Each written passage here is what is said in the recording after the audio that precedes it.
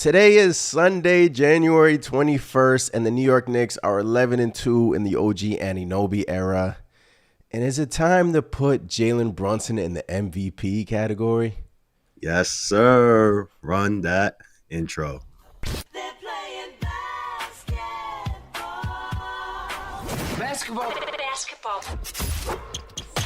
You're listening to the Knicks Nation podcast, where we've got all your Knicks needs covered.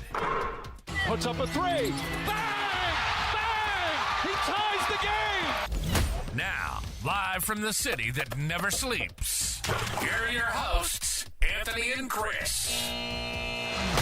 What's going on, Knicks Nation? I'm your host, Anthony, here, joined by Chris. The New York Knicks are simply rolling, baby. We beat the Toronto Raptors recently. Boy, it was out a roller coaster of events, but hey, Jalen Brunson's balling, OG Anunoby's balling. But first, Chris, what is going on, brother? Not much. Like you said, Knicks played the Raptors, RJ and IQ's coming home game. And man, what a game was it? We'll obviously touch on that game, but I'm doing good, man. How about you? How you feeling tonight?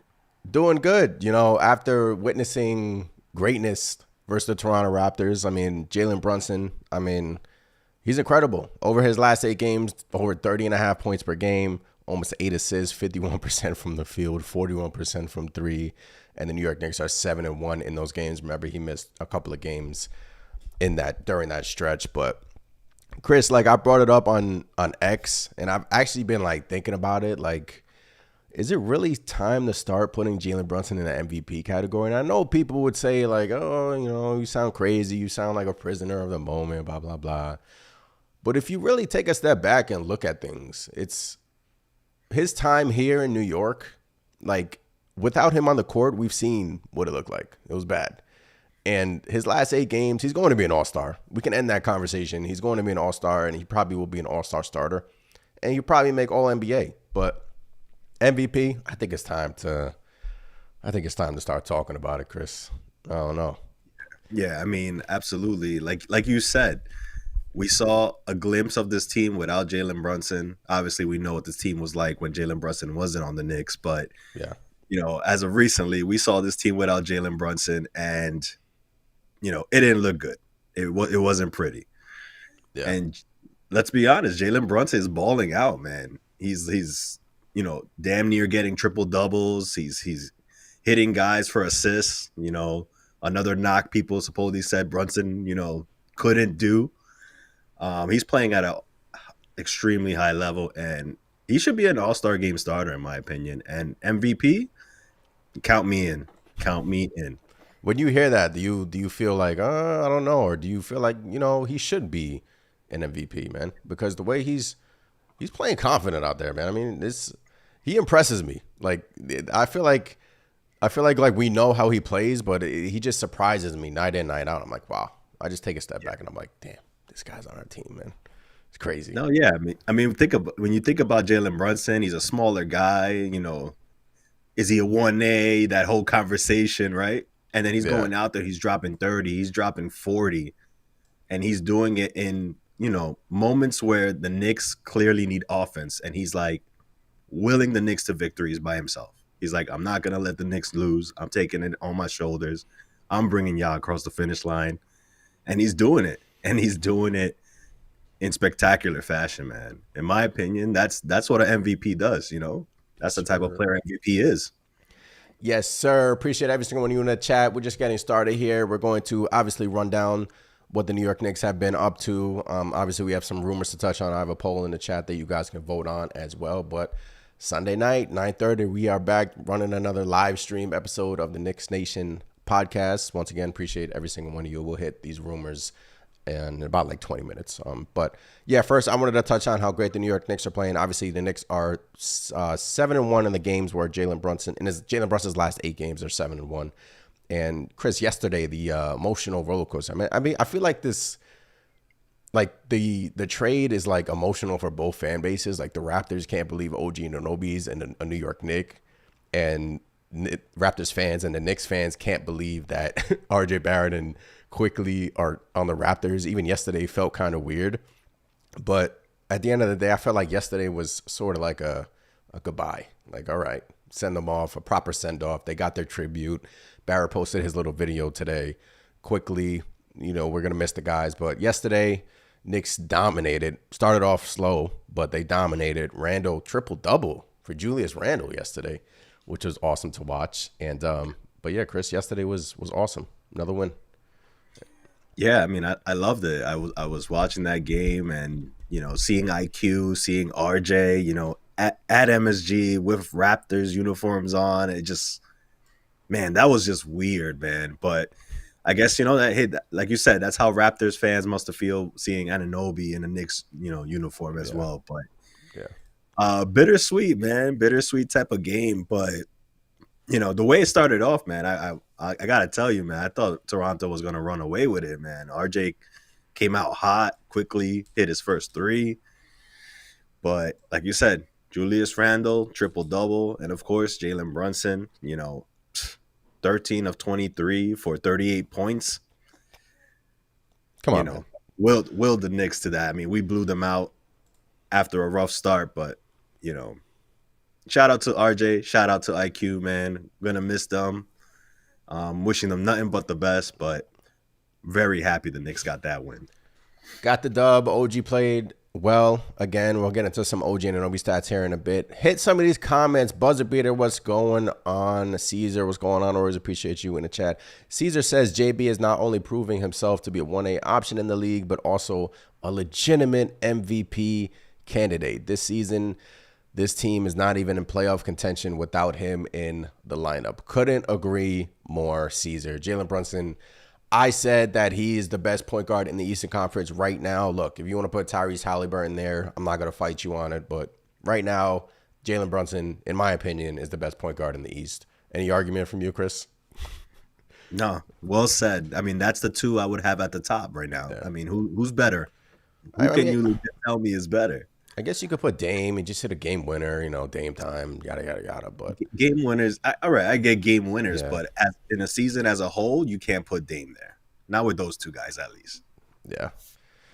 Yeah, so Jalen Brunson has been playing, MVP type season for Jalen Brunson. Simply incredible. Okay, so let's get into some OG Anunoby insane stats that I came up for you guys. Okay, when he's on the floor, offensively, the New York Knicks are plus 10.9 points per possession. Defensively, get this, they are minus 28.8 points per possession when he is on the floor.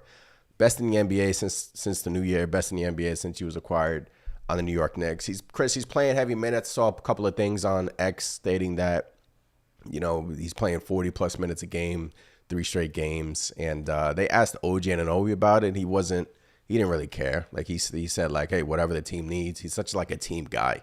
He doesn't really care about all the shenanigans. But yesterday he played a lot. I don't believe he played 40 minutes versus the Raptors. Could be wrong. But he's playing heavy minutes. But look, when he's out there, the numbers are right there. The proof is in the pudding. When he's out there offensively, the New York Knicks are clicking. He's even coming in with the bench unit, and his usage is up with the bench unit. He's playing really well defensively. Watching this guy play defense, Chris, he's guarding like 2 guys at the same time. His defensive skills are like amazing. It's just it's awesome to watch. It really is for OG Anunoby. Yeah, it's refreshing. And against the Raptors, he got close to 40 minutes, but he only played 37. 37. There you go. But yeah, even I was concerned with his minutes load. But like you said, they questioned him about it, and he said, "Hey, I'm used to it. I've played 40 plus minutes before. It's nothing new." Yeah. But OG. I'm telling you, he's becoming one of my favorites just because he plays defense at such a high level, and he does it so well that it almost looks like he's not giving that much effort. But I think he's just that good, Yep. He knows what to expect. He knows where he should be on the floor.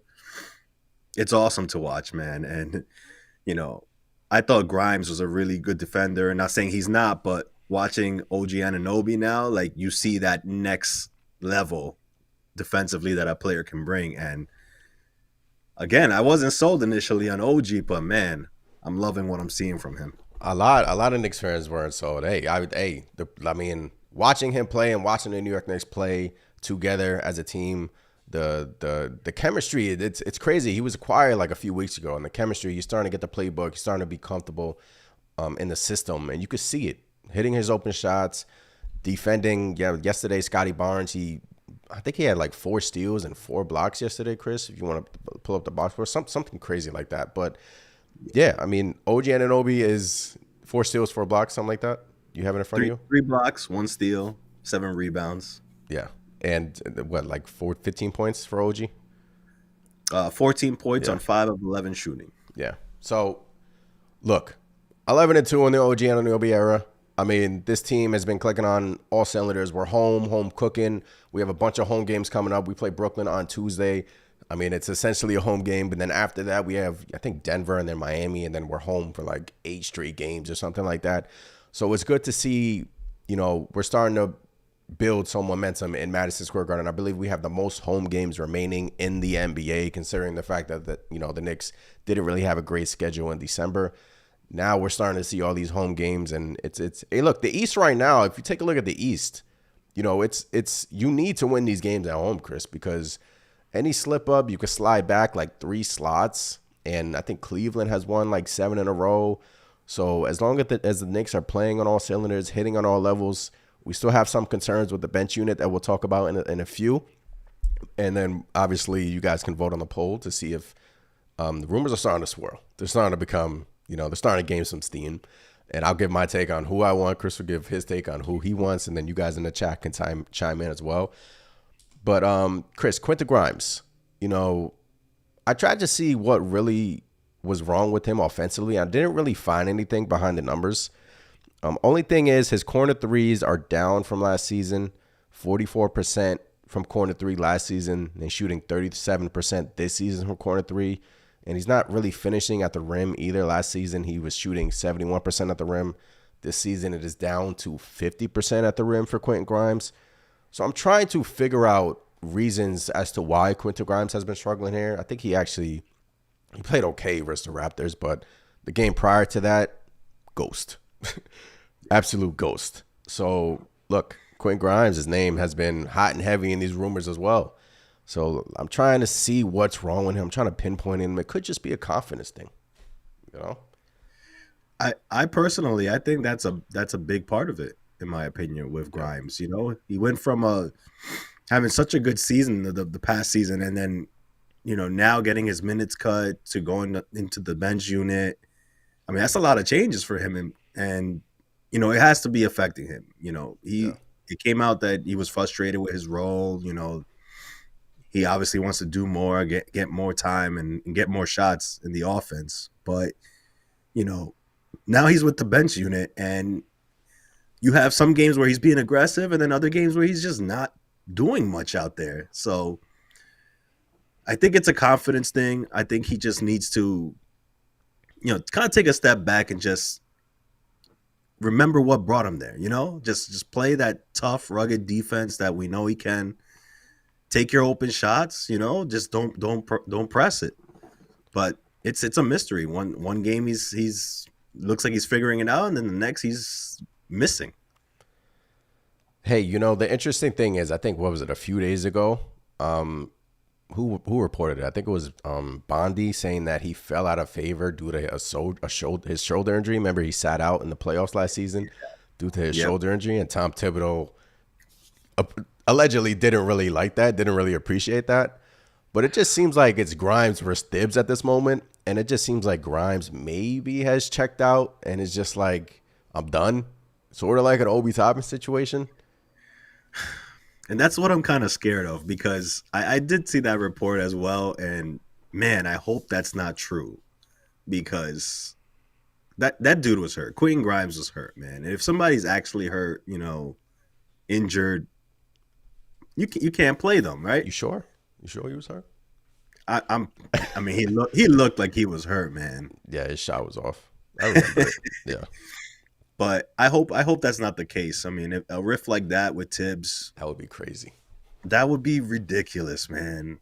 Like, I feel like that's a big no-no, especially with a player that, was on an up and up trajectory, and now he's just, his value is going down, Yeah.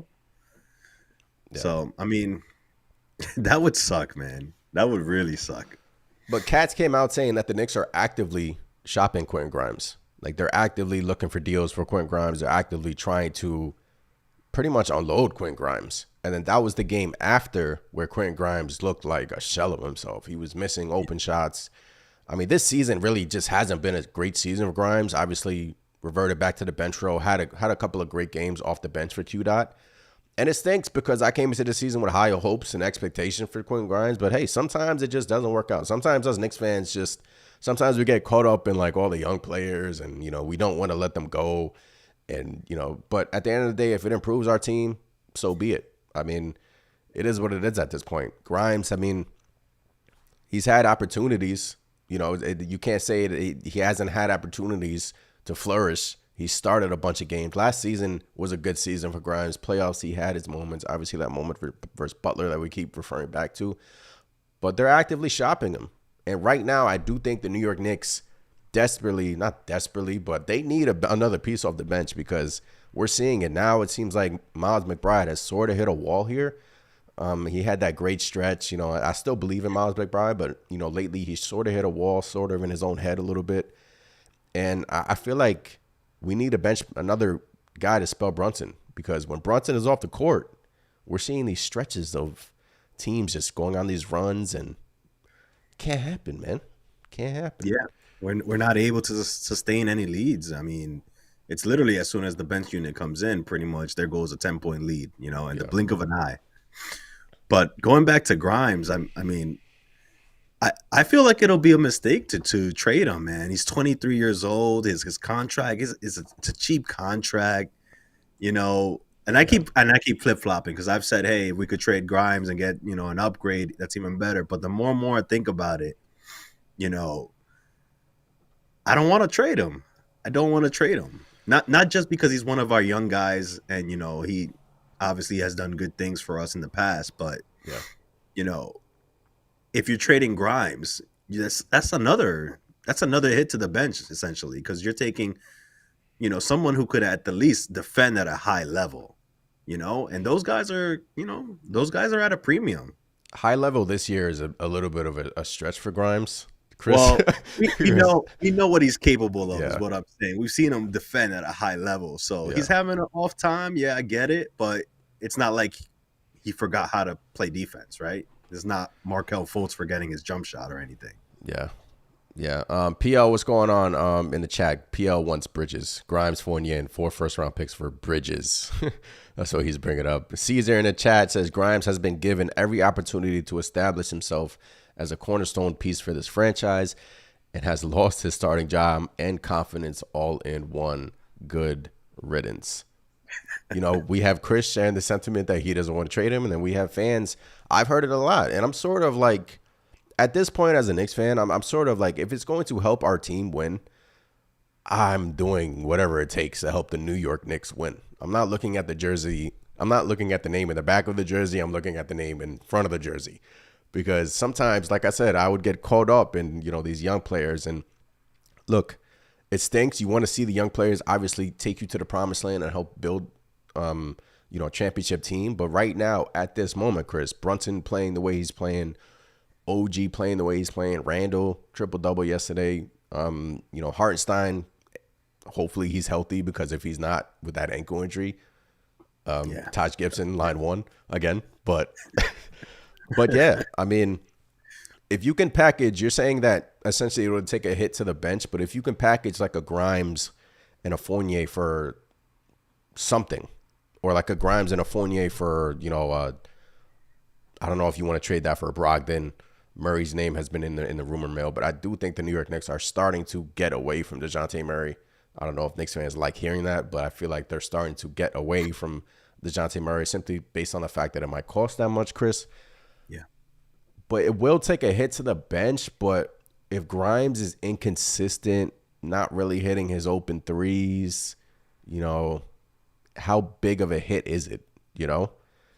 That's if we would have to acquire somebody in place of a Grimes. But I'm just saying, like, guys are out there, No, yeah, absolutely. Like you said, if we're able to upgrade and it costs us Grimes and a Fournier's contract, I'm all for that for sure. But in the flip side, if you're able to keep a Grimes and still upgrade that bench unit, I think that's a good way to go as well. You know, you get to hold on to Grimes and see if he comes out of this funk. You know, I would just hate to, you know, his trajectory was just going well season after season. He's improved. It would suck to just bail on him the minute he's going through a tough stretch. You know, that's the way I'm looking at it.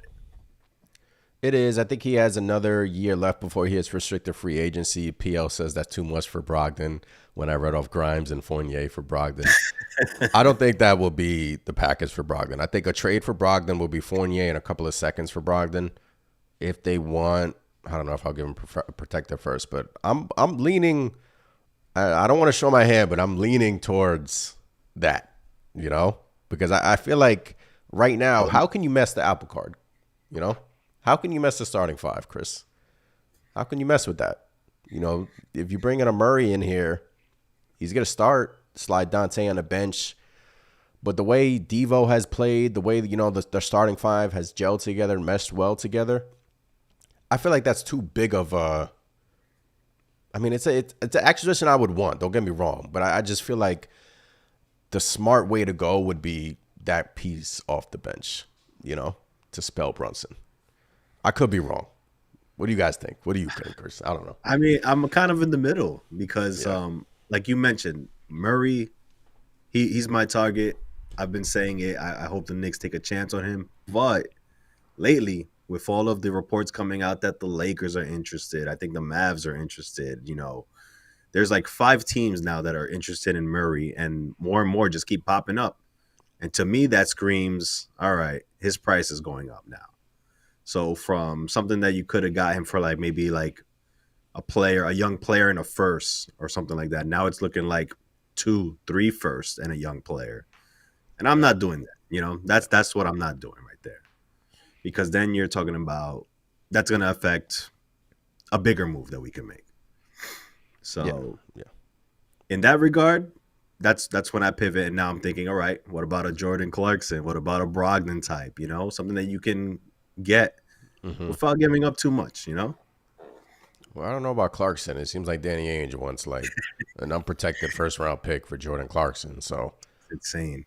I don't know about all that. But hey, Clarkson's playing well. So your price is your price. But hit some of these comments. Appreciate every single one of you in the chat chopping it up. This is episode 32 of the Knicks Nation podcast.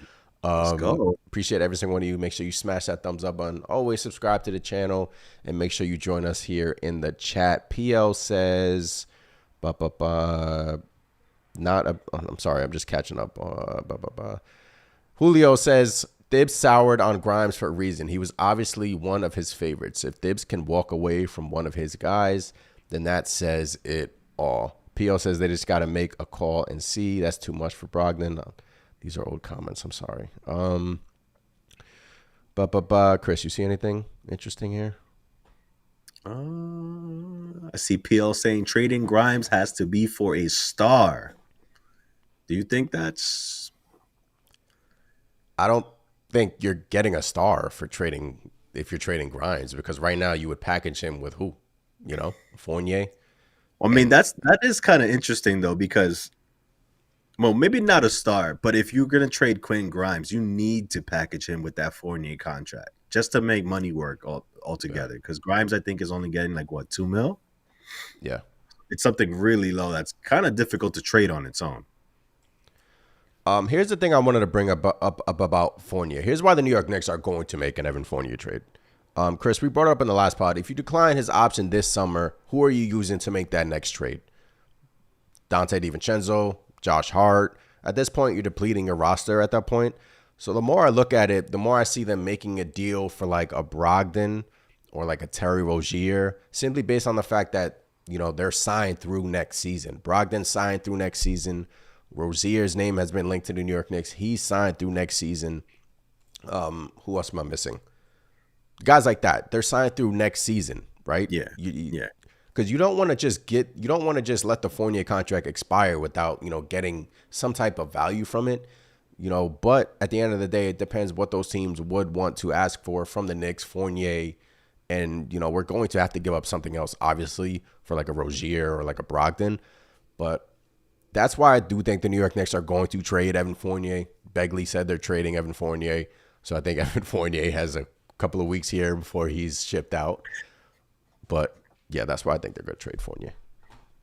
I'm still shocked he lasted this long with the Knicks, man. Yeah. Insane. But hey, man, if it helps us get better, it brings in a good piece for us off the bench, I'm all for it. Yes, sir. All right. I wanted to touch on something. Okay, so before we get into all the trade talk, I know that's what you guys are here for. We're going to get into it. I just want to read off 2 stats. Only 2 teams have Knicks are so close to having 2 players above 30% usage rate. Randall is at 30% and Jalen Brunson right now is at 29%. Only 2 teams in the NBA have 2 players on their team above 30% usage rate. Dallas, Luka and Kyrie, and Milwaukee, Damian Lillard and Giannis Antetokounmpo. So the Knicks are right there. Jalen Brunson, 29%, Randall at 30%.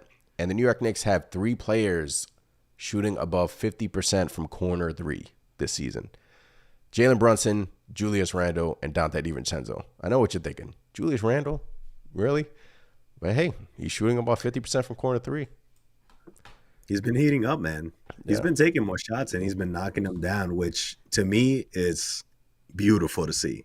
If we get Julius back with his jumpers and hitting threes at a decent clip, watch out, man. Watch out. Watch out. Yeah, he has been taking more threes. I'm not sure if I like that, but you know, hey, he's I like it when it's going in, man. And if you're gonna, you know, give us triple doubles, sign me up. Yesterday was, you know, one of Julius Randle's best games this season. Honestly, he was playing really well. Okay, I saw Bruce Brown comment in the chat, Chris. Bruce Brown's name has been linked to the New York Knicks. I guess we can touch on that right now. I think yesterday he had an interview with the Post, pretty much pleading his case to be on the New York Knicks, saying, I'm such a top Thibodeau player. I would love to play in that environment. Guys, he's on the Raptors right now. So he wants to get out of Toronto. The Raptors aren't going anywhere. They're shipping off. They shipped off Siakam. Obviously, they shipped off OG and Anunoby. Bruce Brown's name has been linked to the Knicks. I think 3 reporters at 3 separate times tweeted about the Knicks' interest in Bruce Brown. I think it was Begley, Katz, and someone else, all within like an hour. They stated that the New York Knicks, don't forget, they're interested in Bruce Brown. I think I got that from at Knicks Central on Twitter. So shout out to those guys. But Bruce Brown, he's just, to me, it's just like a mini Josh Hart. Like, why, in my opinion, are you going to go that route? You know, you're just bringing in another Josh Hart. Is Bruce Brown? Look, I watched him in the finals. He was amazing in the finals versus the Heat. So is Bruce Brown that piece? I don't think he is Chris. I don't think Bruce Brown is that guy. I really don't. I don't know. I don't know how I feel about Bruce Brown because, again, he, like you said, he's a smaller guy. He's like 6'4". He's like 6'4". Yeah. He's a small forward, and I mean that's really small for a small forward. But I don't know. I don't know if that's the piece that I want, you know, for this bench. Depends what you got to give up to get him, right?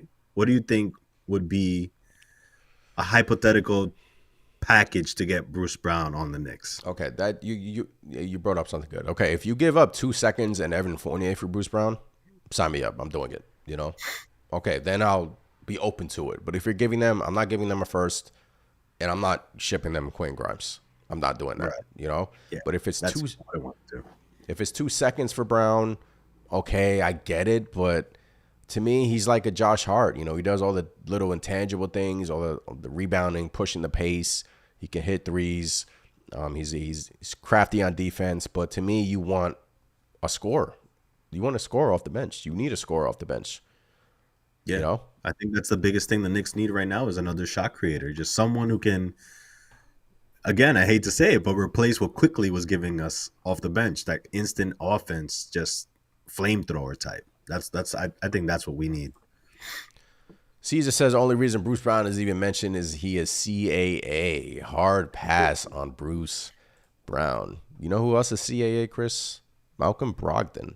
I don't think that matters, guys, but I get it. But the ties will always be there, apparently. To me, this is my opinion. A Malcolm Brogdon trade makes all the sense in the world for the New York Knicks. It does. Attach a second-round pick to it, Fournier, boom, deal is done. If they want another second-round pick, okay, deal is done. Then I think the New York Knicks, in that case, let's say you acquire Malcolm Brogdon. You got your scoring punch off the bench. You got your guy to spell Jalen Brunson. And then if Quentin Grimes if Quentin Grimes still wants to be dealt, then you essentially flip Quentin Grimes for a backup big or, another lengthy defender player. Because as we all know, we just saw Isaiah Hartenstein going down with an ankle injury. We don't want that. So in my opinion, this is just my opinion. Malcolm Brogdon, to me, I started to think about it. I was on the Murray train. I really was on the Dejounte Murray train. But then, the more as time goes on, the more picks they want. I understand the fact that you can flip Murray in the summer if it doesn't work out. But like I just said, I actually really thought about it. And do I really want to mess up the starting five and, that unit and how well they're meshing right now? I really don't. So if you bring in a Brogdon here, you don't mess up anything. You simply just add firepower to this offense already. And if you look at Brogdon's numbers, Chris, this year, and he has another year left on his deal, about $20 million. So it can still be an attractive trade piece. He's in the back. He's over 30, which I get. He's not on the younger side. But you need as much firepower in East, So I think Brogdon, I'm starting to like that idea. I'm really starting to come around to it. I think honestly that would be one of the better choices for us to go out and get. Because again, you're not giving up too much to acquire him. And, the knock on Brogdon has always been what? He gets hurt, right? So that is a risk. But look, if we're only giving up, Evan Fournier's contract in a couple seconds, how you're going from somebody who's not even playing on our team and then you're getting Malcolm Brogdon if he gets hurt, I think that's kind of house money in a sense, right? Yeah. And you're getting someone who's shooting 41% from 3-point range, averaging 15.3 points so far on the season, 3.5 rebounds, 5.2 assists, and that's mostly coming off the bench, which is great. Yeah. I think that's the type of impact we need off the bench, that he'll come in and not only will he replace what Quickly gave us, but he's a floor general in his own right. So that just makes us even better. And I'm warming up to the Brogdon thing as well. It would be nice if we could get him really cheap too. I misspoke. I didn't know Malcolm Brogdon is now Clutch Sports, so forgive me on that. But yes, that's my opinion. I think the New York Knicks should go after a Brogdon. Someone like that. It's not going to cost you that much. I don't think Portland will haggle over you. And don't forget, the New York Knicks also have a relationship with the Blazers. They traded, who was it, Cam over there. So they have, some ties, not ties, but, they're comfortable in dealing with them. So 2 second-round picks, Evan Fournier for Brogdon. If you can get that done, guys, I'm saying that, to me, makes our team better. You're not giving up that much. You're not giving up a first-round pick. You're bringing that firepower off the bench. I think Brogdon has started a few times this year as well. Over 40% shooter from 3. Spell Jalen Brunson. Yep. Playoffs. The only thing about him is the durability, obviously, but I'm warming up to it, man. I'm warming up to it. Chris, who do you want? Who do you want them to go out and get? Who do you want Leon Rose to make the call and get? Another name that kind of intrigued me was Terry Rozier. Yeah. That's another instant offense type of dude, but he's only offense. So potential to be a turnstile. But look, that's what we're missing. We need somebody with offensive firepower who can come in here off the bench and just give us a spark. Spell Jalen Brunson for a bit, and I think he fits the bill. Like Malcolm Brogdon, I think he's making like 23 a year, or it's close to it. What do you think? What do you think about Terry Rozier? The thing about Rozier is he has 2 more years left on his contract. So at 20, so I don't know if the Knicks want to dabble with that simply based on the fact that he's due money next year and he's due money the season after that. So, but, firepower off the bench, high offensive player, but, the Charlotte Hornets are an absolute disaster. But Rozier's a good player, but we have someone in the comments in the chat says, Boston moved Brogdon because he complained about coming off the bench. Brogdon doesn't want to come off the bench. I'm sure if the New York Knicks went, talked to Brogdon and acquired him, and if he's on a winning team in the Eastern Conference, and he's playing at what he's capable of playing, I'm sure that it wouldn't be an issue for Brogdon. But if that is a concern, if Brogdon wants to start, I mean, where else are you going to start? Find me a team, find me a contender, Malcolm Brogdon, that you would start on. That's my only thing with Brogdon, So, I mean, right now he's on Portland and he's coming off the bench, so I do think he has started a little bit though. He has started a little bit. The majority, I think he started. It looks like he started 18 games, and the rest have all been off the bench. So I mean, So look, that's a youth movement over there in Portland. He's more like in a mentor role per se. I'm not hearing much rumbles about Malcolm Brogdon, yelling and screaming to get out of there, but it's he's available for a reason. Trailblazers don't want to have any, especially with his contract. Trailblazers are definitely going to get rid of him. Steven, what's going on? Hit me up. What's going on in the chat? Steven says we do need to make another trade to make it to the Eastern Conference Finals this year. I think we can get there without making a trade, if you call me crazy, but I do think we need another trade because Boston is, on a whole nother level this year. So, yeah. Caesar says durability issues are a major concern with Brogdon. Yes, he did get injured for the Boston Celtics last year in the playoffs. So that is a concern for Brogdon. But you got to take chances, right? You got to take those chances. It's a chance that I'm willing to take. Me too. Especially if the price is 2 seconds in Fournier. Exactly. 2 seconds. And if he's playing off the bench, his usage probably won't be too high. Let's be real. Jalen Brunson is not going to, sit out many minutes for us. So it'll be nice. He'll kind of save him. And then come playoff time, man, Malcolm Brogdon, he could be a nice piece for us. He can be. Steven says Jordan Clarkson, I do not mind getting him. We talked about Danny Ainge reportedly wanting our first round pick for Jordan Clarkson. I'm not doing that. So, and we know how Danny Ainge works in these negotiations. It's either his way or the highway.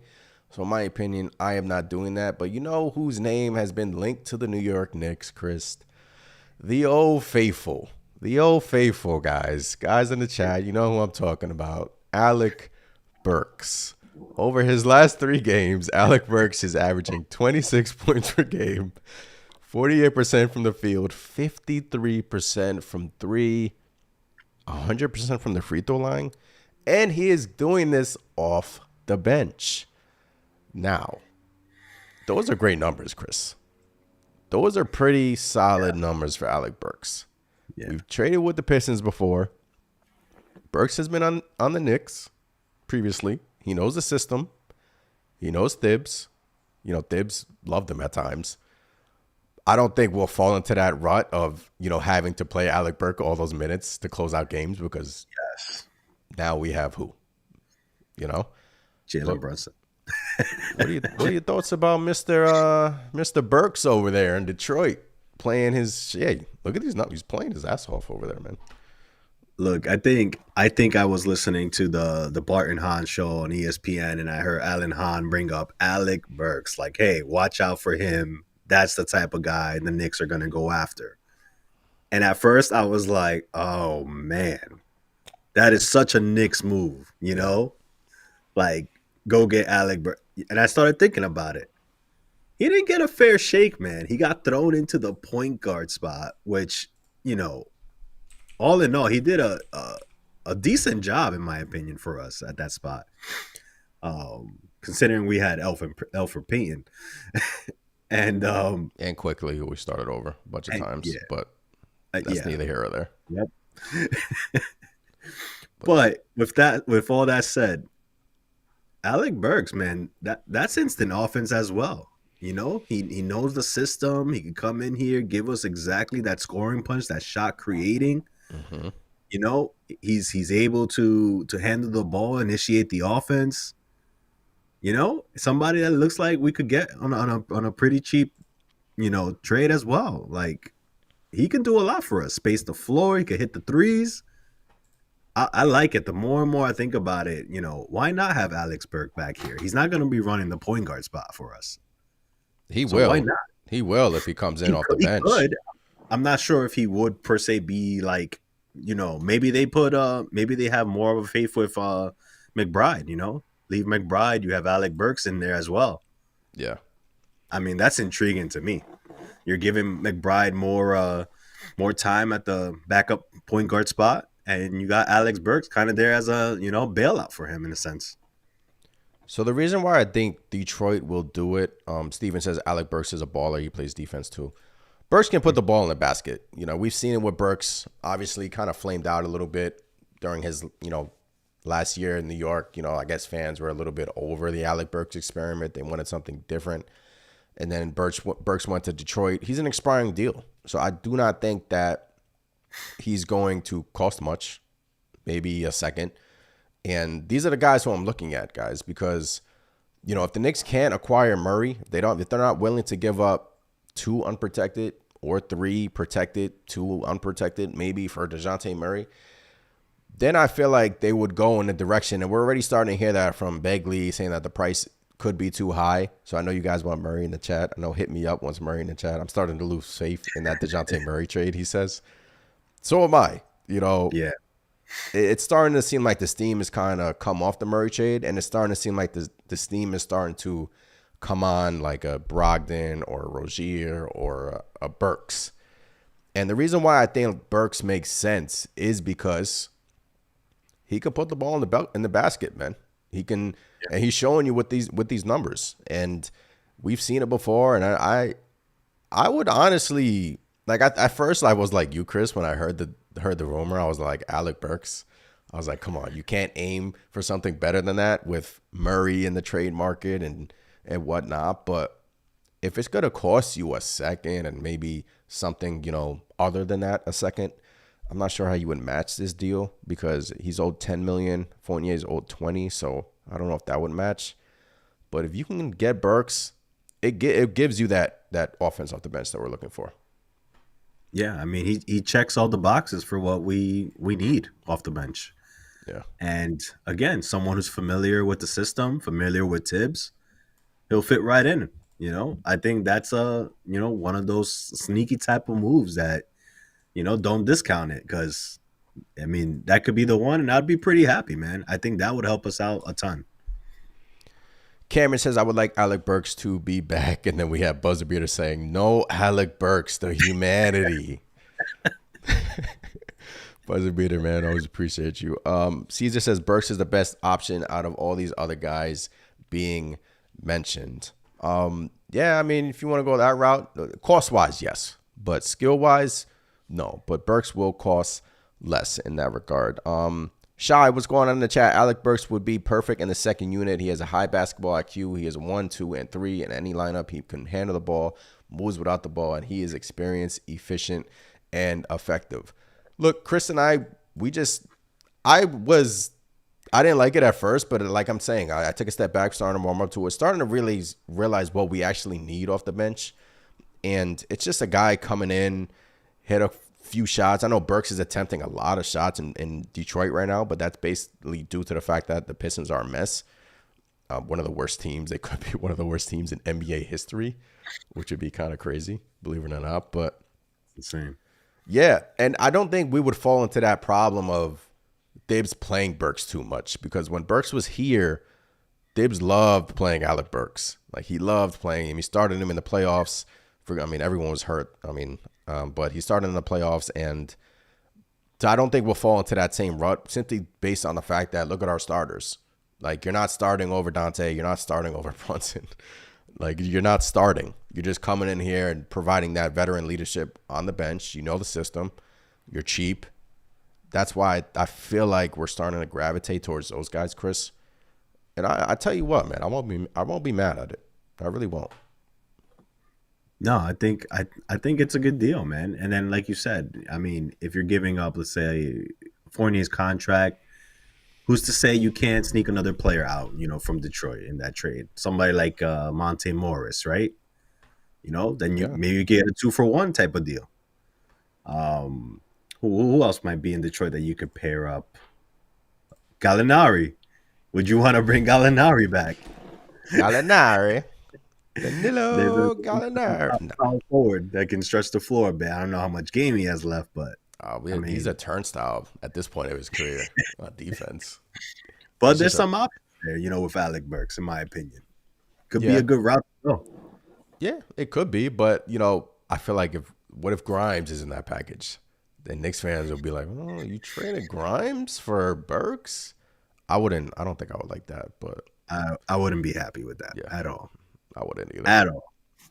I wouldn't either. But hey, I mean, look, right now, Thibs, it's clear that he doesn't really trust the bench unit because, I mean, shout out to Precious Achiuwa, actually. Last game, he actually had his best game as a Knick.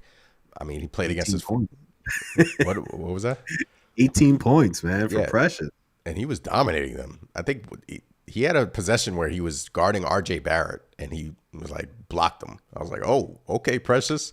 Precious had his good game. Maybe he can build off of that. But, it's clear that Thibs doesn't really trust the bench unit right now.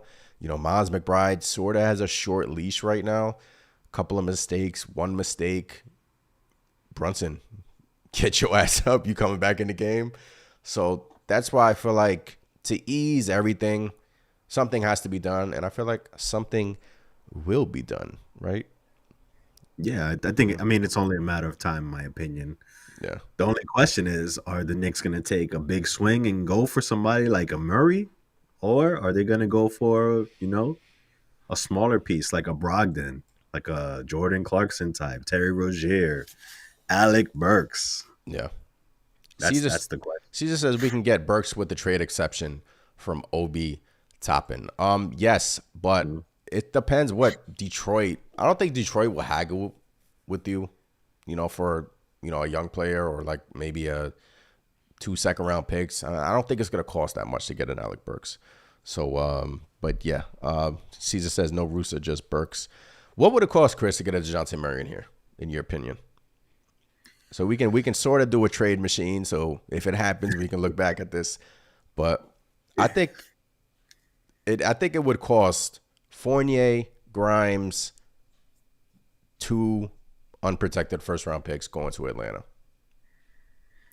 Unprotected. It has to be those good picks. I mean, if you're saying unprotected, then I would agree. I mean, I think that's probably as good of a deal as the Hawks are going to get.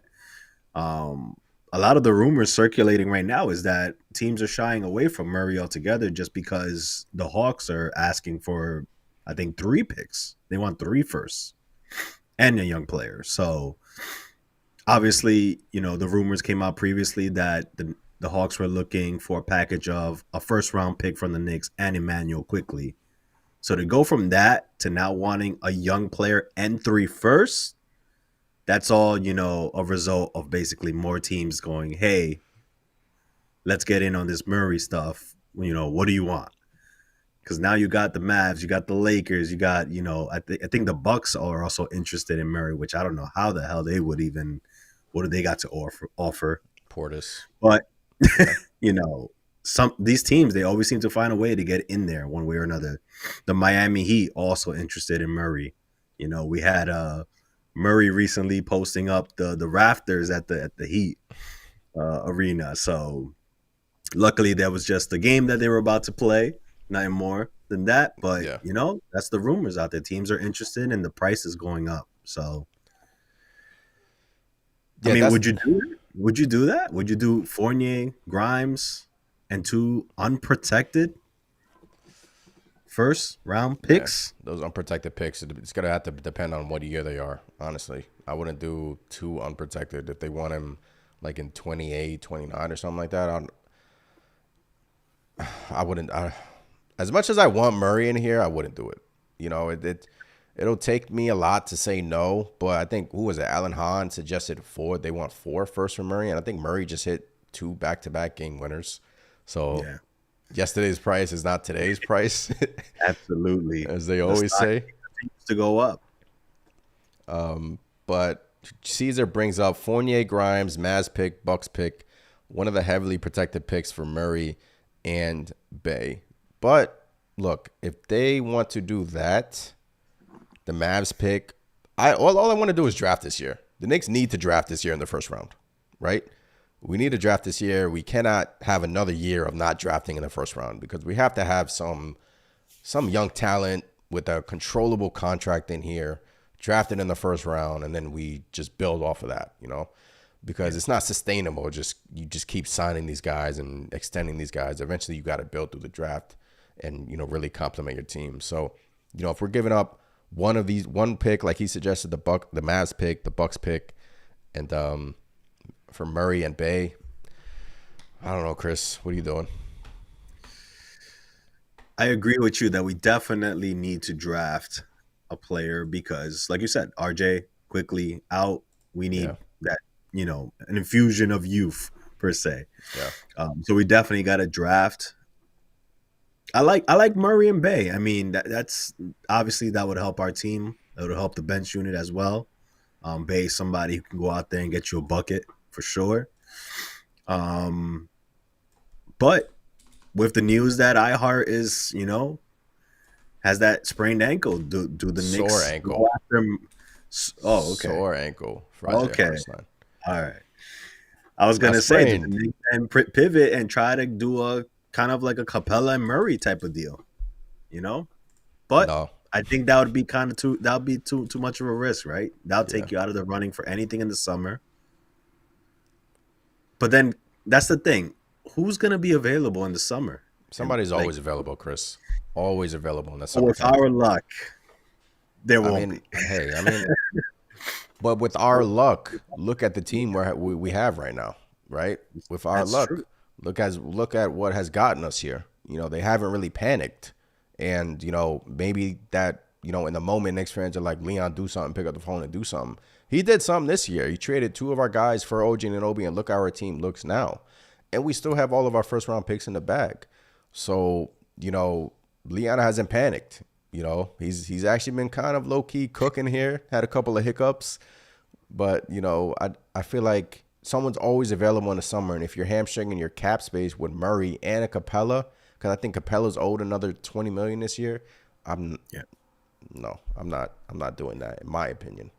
But which is why I feel like the Knicks pivot and they go an Alec Burks route. They go a Brogdon route because they're not comfortable in trading a couple of their first now, but eventually you have to, not push all your chips in the table. But, hey, I brought it up a few episodes ago saying the Knicks are building pieces around Jalen Brunson. They're not necessarily going for that star player, and they traded RJ and IQ. They got Jalen Brunson more usage, almost 30% usage player, and they acquired OG Anunoby has fit like a glove here without giving up their first-round picks, Chris. And now we have still ammunition to go get us some firepower off the bench and even make our team even stronger. And don't forget, there's a big question mark right now with the whole Knicks is Mitchell Robinson. Maybe they know something that we don't know, but it's looking like he might return. So if Mitchell Robinson returns to this lineup and is either starting or coming in off the bench, and let's say you acquire a Burks or Brogdon, and you have that off the bench, complimenting your guys in the starting lineup, sky's the limit for this team. Yeah. Yep. I said a lot there. It's a lot to take in, but no, I was just starting to think about Mitchell Robinson coming back and how that just changes everything, including the bench unit, Yeah. And look, I think it makes more sense, obviously, to go for a smaller piece, somebody like an Alec Burks, right? Because it's something the Knicks have always done, right? They've remained flexible, and that looks like what they want to do now. Yeah. They want to remain flexible. Obviously, with Murray initially, asking price was a young player in a first. The Knicks could have done that and remained flexible, so which is why I think the Knicks were ultimately interested in Murray, and they still are. Look, these are rumors. We don't know what the Hawks are actually asking for, but if they're going crazy and they're saying, hey, we want 3 firsts, we want 3 unprotected firsts and a young player or something like that, I don't do it. I'm the Knicks. I go after somebody like Alec Burks. I go after a Brogdon, and that's been their MO. Kind of, let's see what happens. Let's have all this draft capital available for us to make a deal for a big player when they become available. And I think Caesar brought it up in the chat, or somebody brought it up. The big player would probably be like a Booker or someone like that. That's where someone, obviously, you push all your chips in the table for. Paris, Paris, what's going on? Says we don't draft because Dibs won't play picks. I mean, can't argue with that. But I mean, you can argue both sides. But I get what you're saying, Paris, man. Always it's rare. It's rare. I mean, quickly was able to break through. I mean, we all saw what happened with Obi. It's like a hit or miss type of thing. But history says Tibbs will not play young guys unless he has no choice. Yeah, I mean, Deuce. Look, the thing is, I still want, like, if we bring in a Brogdon, I don't think it's the end of Deuce. I feel like he'll still spell sometimes. I mean, he won't play like he's playing now. I mean, right now he's only playing 5 to 10 minutes a game, but it depends. Quentin Grimes is the piece where if they were to trade him, like the news reporters are suggesting, the Knicks beat writers, Begley, if they're suggesting that the Knicks are actively looking to trade Quentin Grimes. If they're looking to trade Quentin Grimes, then obviously that would still free up some minutes for Deuce. So Grimes is upset. It seems like the whole last season, Thibs was angry with him because of the shoulder. They didn't really think he was hurt, and now everything is starting to come out now during the trading deadline, and it stinks at the end of the day. But hey, got to make the New York Knicks better, and we'll just see what comes about that, because it's going to be really interesting in the next few weeks. I can't wait, man. Just the anticipation of all these rumors, possibilities. I want to see what the Knicks do to improve this team. Yeah. Navy says too many fans infatuated with star names. That I agree with as well. Look, right now Knicks are a good team. They're a really good team, not just a good team. And I brought it up in the beginning of the podcast episode. They actually, in my opinion, have a legit MVP candidate in Jalen Brunson. It's time for us to start talking about Jalen Brunson in that category, not saying he will win it, but he means that much to this New York Knicks team. And right now, the goal should be building around number 11, Jalen Brunson. And they have done that. They brought in his guys, Devo, Hart, and those guys have contributed. It's not like they're just bringing his boys in here just so they can party. Those guys are winning players. They won at Villanova. They know how to win. So they're building around him. Randall is starting to get it. And the chemistry with Brunson and Randall is really starting to pick up here. Triple-double yesterday for Julius Randle versus the Raptors. So, look, it all, and OG Anunoby, 11-2 with OG Anunoby. I mean, with him on the court, the Knicks are the best defensive team in the NBA. I think they have been the best defensive team in the NBA since he was acquired. And he's just starting to get comfortable in the playbook. So, yeah, it's just whether or not you think that they need to make another move. Because when Brunson comes off the court, like I've said previously, Chris, it's stagnant, the offense, a little bit. It looks kind of funky. Yeah, I mean, it's just really clunky, man. It looks bad. There's no rhythm there. Yeah. And, once the bench unit goes in, there goes our lead. And if we didn't have a lead, like you said, you're seeing Jalen Brunson get off that bench as quickly as possible after like a minute or two tops. Yeah. Because, the bench just cannot sustain any leads. It's something we have to address. We can't just play Brunson. We can't play the starting five basically every damn minute of the game. And they're damn near doing that. So that has to change. Buzzerbeater says Brunson isn't running the offense. He is the offense. Brunson, from last year until this year, he has gotten better and better and better. His three-point shot has gotten tremendously better. He's one of the best three-point shooters in the league. And don't forget, his assist numbers have gone up since the trade. He's giving you 8, 9, 10 assists per game. And, that was not a knock on him, but a lot of fans were like, "Oh, he doesn't." That was his only bugaboo, that he wasn't really a passive point guard. He wasn't a Halliburton giving you 20 assists. But since the trade, Chris, we're seeing him share the rock. We're seeing the team share the rock, because when it's stagnant, when the ball sticks, and it does stick at times. Don't get me wrong, it does stick at times. But when it doesn't, the Knicks are such a great team, especially when OG's involved offensively. Yeah. Yeah. I agree. I mean, like you said, Jalen Brunson's the biggest knock against him was that not being able to get the high assist numbers, which to me, it's kind of like it wasn't on him, right? Because before the OG trade, Jalen Brunson can pass it to an open player where they're gonna make the shot. If it's RJ in the corner, was he making the three? More times no than yes. So, you're starting to see with a just a better cast around him, those numbers are going up, and he's just playing at such a high level that anything he does on the court, he just attracts everybody straight to him. They got to double him. They got to bring other guys over, try to cut him off from getting in the paint. Guys are getting wide open looks, and it's awesome to see Jalen Brunson just becoming not only an all-star, like you said, an MVP candidate. This dude is playing at an MVP level. Yep. We got to talk about it. You got to throw that out there. I mean, it's not like we're lying here. He's showing it day in and day out. He's the man out there. A-Dub says, what about Bones Highland? I don't think I want to dabble in Bones, especially when Burks and Brogdon's available. Why would you take a chance on Highland? Frank, what's going on? Says Murray. A lot of people want Dejounte Murray. Cam says because Brunson has shooters now, that's why his assists are up. That is true because when early on in the year, when Barrett was here, his usage was up. But when Dante got inserted into the lineup, obviously that's all she wrote with that. We don't have shooters, Cam. We have makers.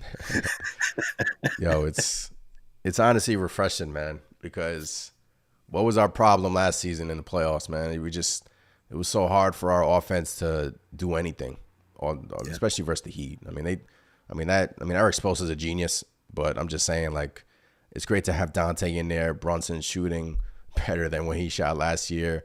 Then, and then now we have OG shooting highly. Randall starting to shoot more threes, shooting about 50% from corner threes, which is kind of crazy. Yeah. And so everyone is complimenting themselves well, man. Everyone is complimenting themselves. Now, all right, guys, a couple of channel announcements. Our Discord is open, so if you want to join the Discord, link is in the description. I'm in there. Chris is in there. Knicks Nation is in there, trying to get as much people in there as possible so we can chat it up, 24/7 Knicks chat. And it's been cool in there, passing around memes in there and whatnot. But we talked about Murray. We talked about, who we want to get. Obviously, Brogdon's name is available. And Burks. So it just depends on where the Knicks go. And I feel like they will gravitate towards getting that player who doesn't cost as much because they already paid not a hefty price, but they paid a price for OG. So, and it was a great trade. Great trade for OG. Yeah, I mean, look, that trade is going to go down as one of those trades that rarely happens where both teams basically come out on top, in my opinion. Look, RJ and IQ are going to be good for Toronto, and OG has been amazing for the Knicks. Still early. We don't know how it's going to play out, but when you look at what the Raptors ended up getting from Pascal Siakam, and you realize that the Raptors, held OG at just as high regard, I mean, credit to Leon Rose and that management office because, they pulled the trigger at the right time. You got to remember, Raptors wanted, I think, 3 firsts and players for OG back in the past season. Yeah. So to get them, look, not saying that RJ and IQ are scrubs or anything, but to go from wanting 3 firsts and young players to 2 young players, I mean, that's all the credit right there to the Knicks front office, in my opinion. It's a good trade. Caesar says it's been a long time since we've had a player of this caliber here. Jalen Brunson is truly a great player. Yeah, amazing. I mean, there's times when I'm watching him, like watching the Knicks play, and I'm sure all of you guys are just in awe of like, wow, like he's really on the Knicks. Like he's really on our team, and he definitely is an all-star this year. I think he's an all-star starter, and I feel like he will make all-NBA this year, whether that's first or second team. It's up to, I guess, the writers or the voters or whatever. But look, man, Brunson is here for the making. And the thing about Brunson is he shows up in the playoffs, which is great. Buzzerbeater says if Murray doesn't work out, we can still trade him in the offseason for Spider, ? Yes, that's what we brought up. That's what a lot of people have brought up, saying that if we got a Dejounte Murray, but I wouldn't do that, Dejounte. I feel like I think the Spider talks, Chris. I just feel like they still sort of have to, like, you see the MSG people, Alan Hahn, Mana McNutt is coming out saying that it's not a good fit on the New York Knicks. So I feel like they're starting to turn the page on Donovan Mitchell. So I feel like that dream is sort of dying. But hey, we're good, right? It's not like we're bad. No, yeah. Look, I was just gonna say before you brought up Donovan Mitchell that we need to really step back and just enjoy this team, because this team is playing at a high level. They're winning games. Looks like we're gonna make a run in the playoffs. This team is only getting better. More moves to come. Enjoy this team. Enjoy watching Jalen Brunson, because God knows how long Knicks fans have suffered without a true point guard out there. Enjoy him, man. And as far as Donovan Mitchell goes, who's to say maybe that's just a smokescreen? Maybe just, try not to drive up his price or something like that. I mean, granted they're saying this, on MSG networks and things like that, but I have a hard time believing that if Donovan Mitchell still wanted to come to the Knicks and actually made it known, hey, I want to go to the Knicks, I don't think the Knicks are going to be like, nah, we're good. We're going to pass on you. Been there, done that, tried that. I don't buy that. Me personally, I sort of think the Knicks have turned the page on that, but, I guess we'll just have to wait and see for the summertime, because it is what it is. But I kind of want to, live in the moment a little bit, and kind of Big Nick energy in the chat says Bruce Brown and Daniel Gafford both reported targets today, but neither are needle movers. I like Daniel Gafford. I think Daniel Gafford's name is kind of a sneaky pickup. Washington is a mess. They're not playing well, but I like Daniel Gafford as a backup 5-4-ish, especially if Mitchell Robinson isn't available. If he can't come back from that ankle injury, hopefully he can come back, fingers crossed. But I like Gafford. But Bruce Brown, no, we talked about it, doesn't really move the needle right now, but he was so great for the Denver Nuggets in the finals that I like his game, but I feel like it's kind of redundant when you have a Josh Hart already. Kind of bringing in the same player, don't really need that. That's why me and Chris brought up a Brogdon, a Burks, Rozier, someone like that who I think the New York Knicks ultimately wind up getting. Don't really pay that hefty of a price, and they sort of get away from the Dejounte Murray talks. As a lot of Knicks fans had the dagger in their heart right now, but I feel like that's where they go. I just feel like that's where they go. And Coxman says Gafford is trash. He's not better than what we already have. I like Gafford. Maybe that's just me. I like Gafford. But I didn't want to say anything, but I mean, a lot of times when I'm watching Gafford, man, or let me rephrase that. A lot of times when I'm watching a highlight, he's usually the one getting dunked on by somebody.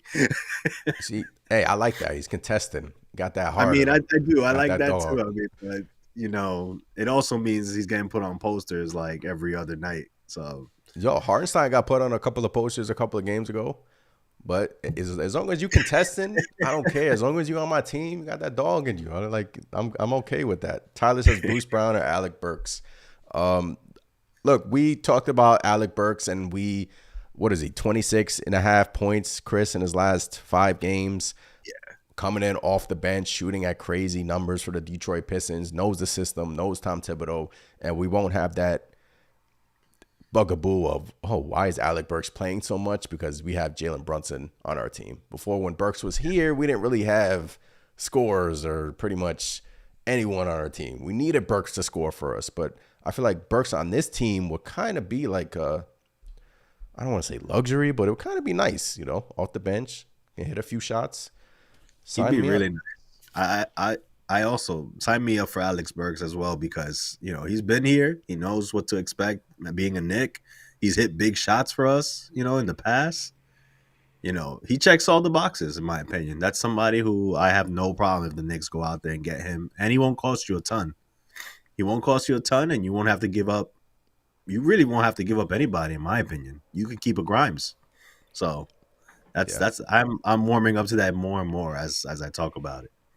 Tyler says he's in good defensive position. Yeah, as long as he's in good defensive position, attempting to block those shots, get dunked on, man. I don't care. I don't care. 8 times out of 10, you're gonna block it. And Big Nick's Energy says it's also painful that the Jazz are nice now and Ainge wants to rip everyone off because of Clarkson and Sexton would be a nice trade targets, excuse me. And also Olynyk. I like Olynyk too, you know. Yeah.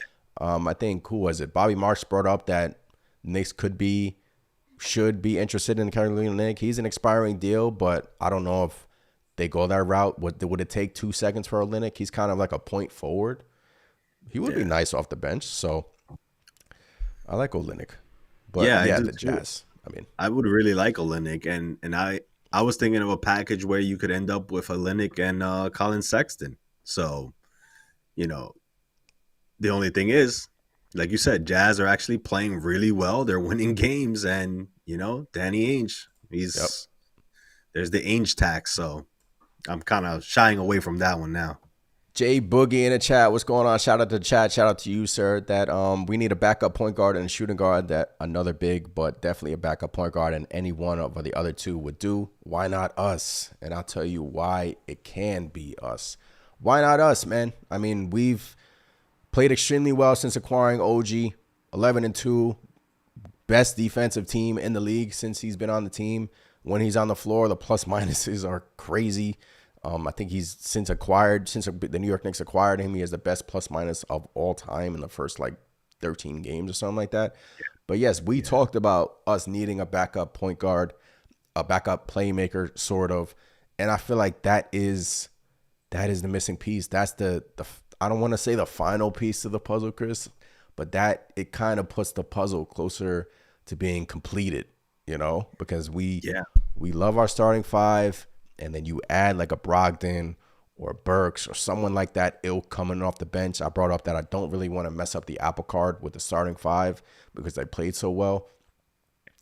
Then we're rolling. Then we're rolling, right, Chris? Then we're rolling. Yeah. I mean, I agree. You look, it doesn't always have to be the big slam dunk type of deal. You just get the right pieces to fit. You know, get them cheap. Don't give up much, and see how the season plays out, right? And so far, so good for the Knicks. Look, we add somebody like a Brogdon. We add somebody like a Alec Burks to this team as is. We get Mitchell Robinson back with Isaiah Hartenstein. Come on. You're not telling me we're not making some noise? That gets me excited, man, just thinking about that. You know, just getting the Mitchell Robinson back, I mean, that just gets me excited because he was the best offensive rebounder in the NBA, and OG Anunoby's a pretty damn good offensive rebounder as well. So is iHeart. But man, if you're getting Mitchell Robinson back, then I feel like we can make some noise, man. I can't wait to see OG and Mitchell Robinson together. That's gonna be amazing. It will be. Ed Santana says Bruce Brown ain't the answer. We've had a lot of that tonight, Ed, saying that Bruce Brown, look, Knicks are interested in him. They've been interested in him, but we just think that it's a redundant piece. I'm sure you guys share the same sentiment. Good player, not, this is no shade at Bruce Brown. Winning player, does great things in the playoffs. Obviously, we saw it firsthand last year with Denver, but I just don't think that's what the New York Knicks need right now. All right. How many people? 102 people in the chat. Appreciate every single one of you chopping it up on this Sunday evening.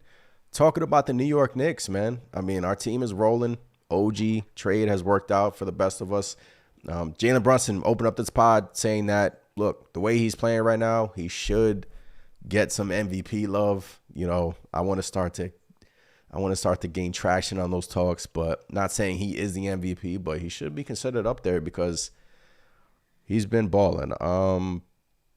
Tyler says we also got to think about this heart knee injury. We can't be going 8 deep in these regular season games when he's out. Yes, it seems like Josh Hart is going to be dealing with this knee injury for, I think he said, normally it pops up in the middle of the season, but now, Chris, he said it popped up towards the beginning of the season because he played in FIBA. So, yeah, that's a concern, like Tyler brings up as well. So, we need guys. Yeah, I mean, look, it's no secret. Hart hasn't been his usual self. Every now and then, he's playing the way we remember him playing. But that's definitely, that's something that the Knicks are gonna have to monitor and kind of, you know, dare I say, manage.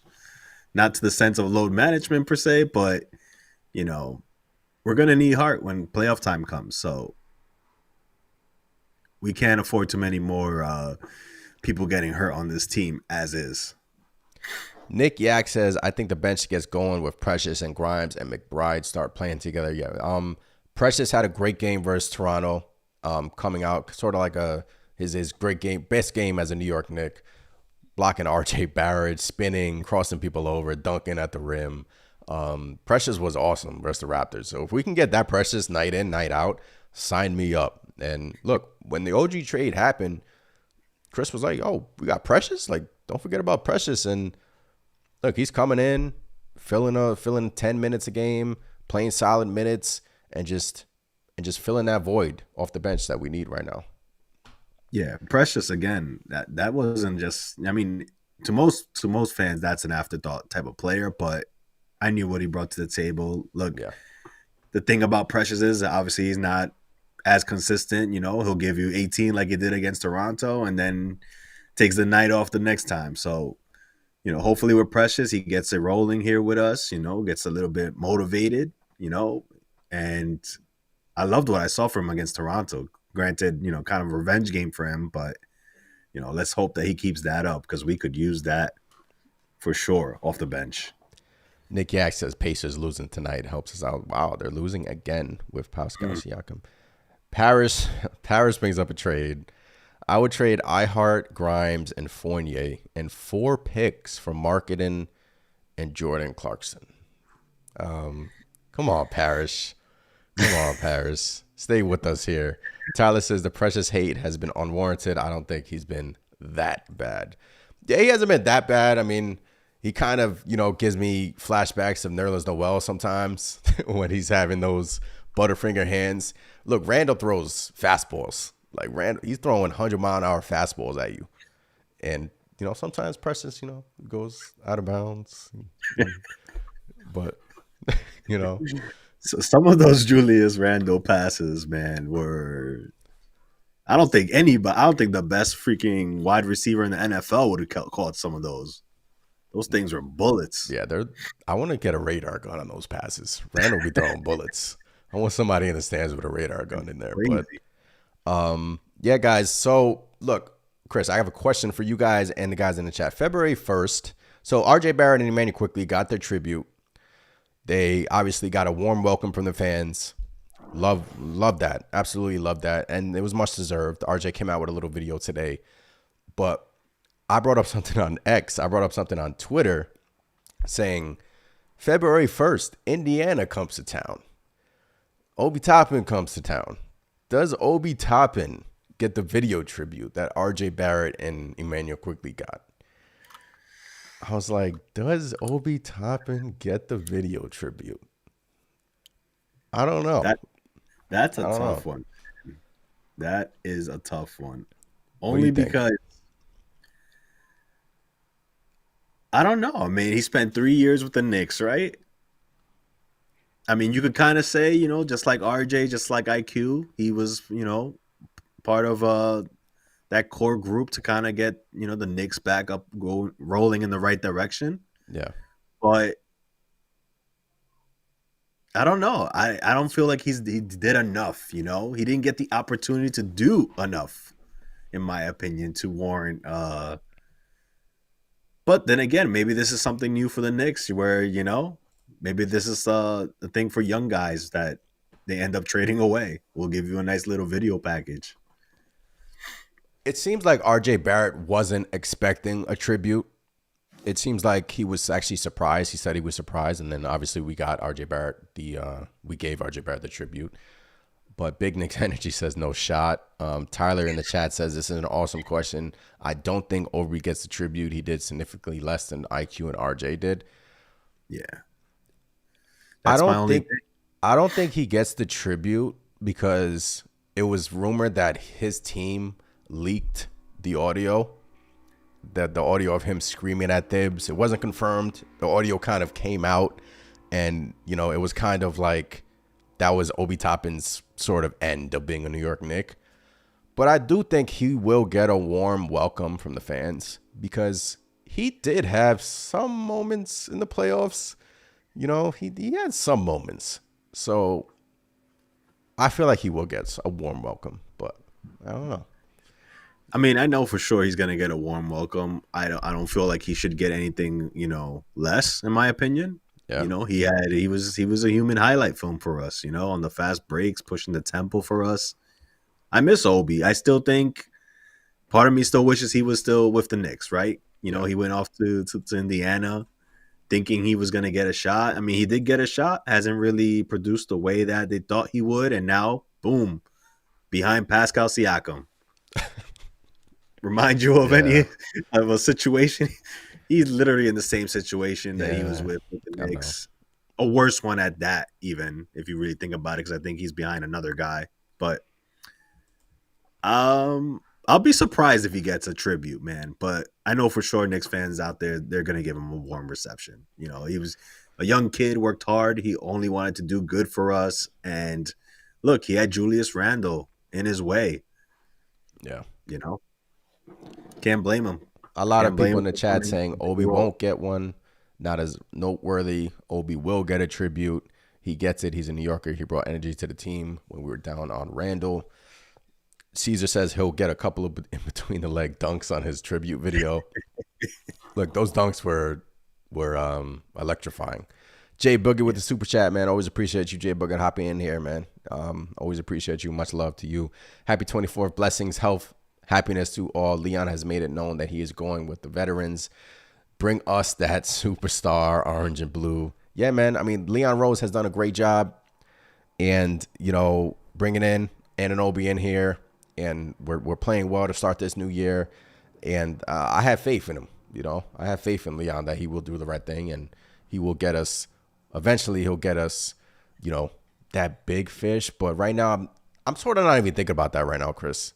I don't know if that's your same sentiment, but. Yeah, I mean, look, I think with Leon Rose, obviously they're taking the cautious approach in a sense. Maybe not cautious per se, but just they're trying to make the best move possible for this team. They're not just trying to go out and get anybody per se. So you can tell they're being really careful about who they bring in. They want hard workers. They want guys that, they feel are going to mesh well with the group we have. And honestly, that's kind of refreshing in my opinion. We're not just going out there and signing the best guy out there, just throwing money left and right. We've been there. We tried that. I like this new approach by the Knicks. It's paying off so far. It is. Tyler says he might get one because he's a New York kid and because RJ and IQ got a tribute a week before. That's what I was thinking too. You have RJ, IQ, emotions running high in MSG, then Obi Toppin's coming in a week later, and he doesn't get anything. Imagine that. I guess in a sense it'll be a lot easier for them to make a highlight film tribute to Obi with all his highlight dunks. Yeah. So might be something quick they could just throw together.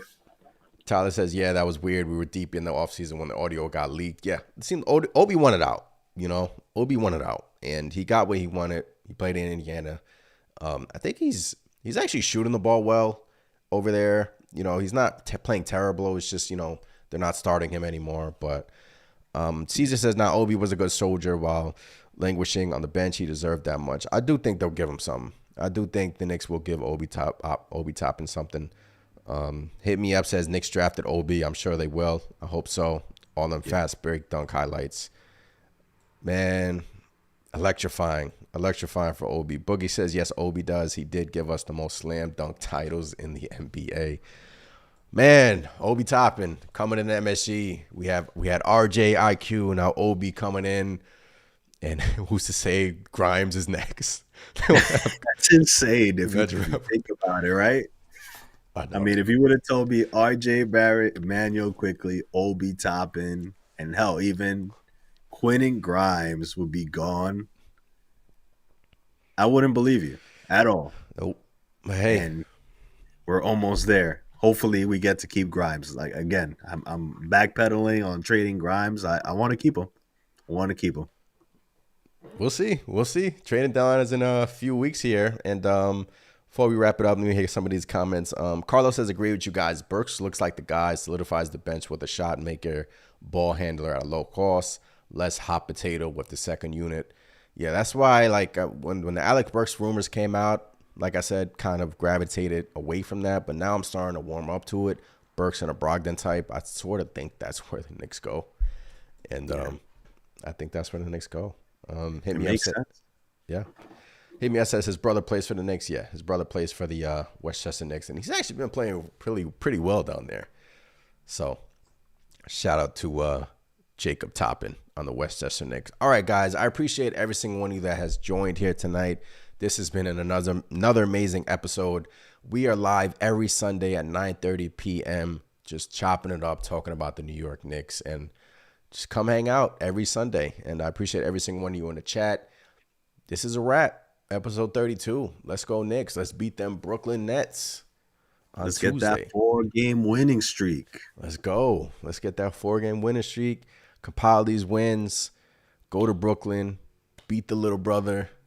And just go from there. But I'm Anthony, man. That is Chris. As always, it is Let's Go Knicks. I'll catch y'all guys next time. Peace. Peace.